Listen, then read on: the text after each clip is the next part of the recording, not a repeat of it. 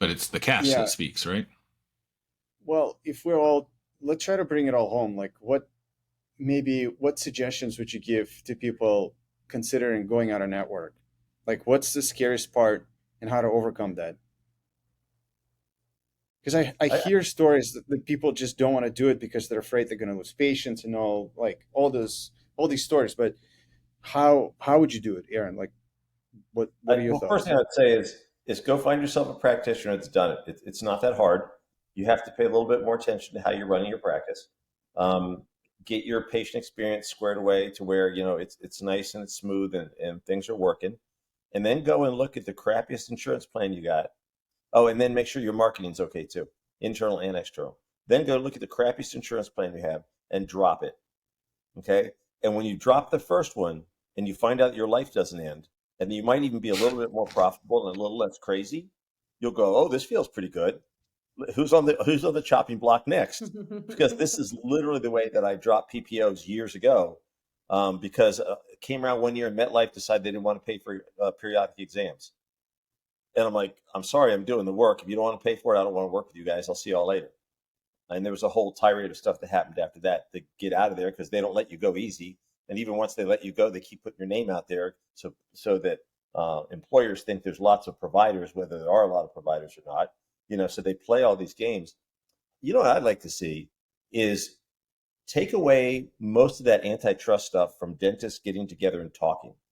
One of the reasons the insurance companies are so strong is because they can all get together, they can all decide this is what we're going to do this year. And as dentists, we're all individuals and we have no power separately.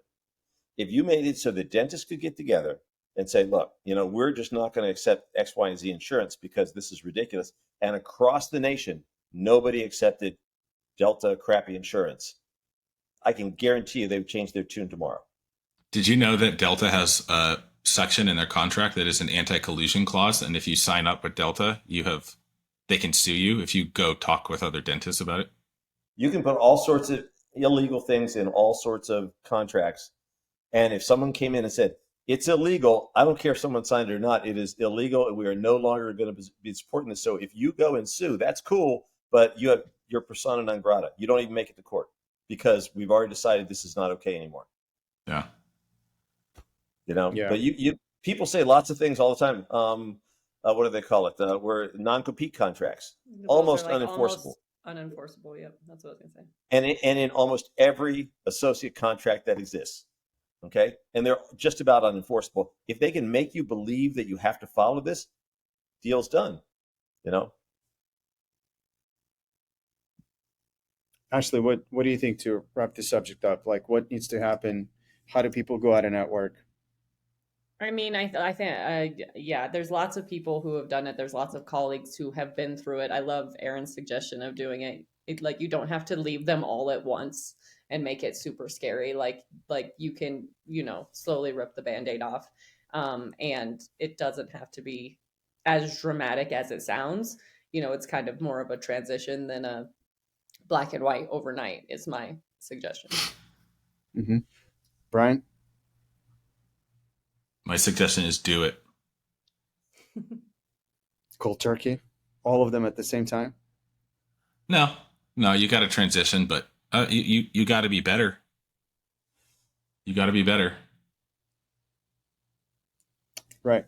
Okay, cool. So I think, Aaron, you had a pretty strong opinion there that dentists need to start talking to each other, and I wish there would be a lot more of that. It's yeah. pretty powerful if there would be a platform. And again, I go back to ADA thinking that that's their role, but I guess it's not necessarily at the moment. But I wish there would be something like a Twitter, but just for the dentist that's no one else is allowed. It's checked by the license, and you all can talk there and decide what to do and what not to do. I wonder if there's something that exists like that. What is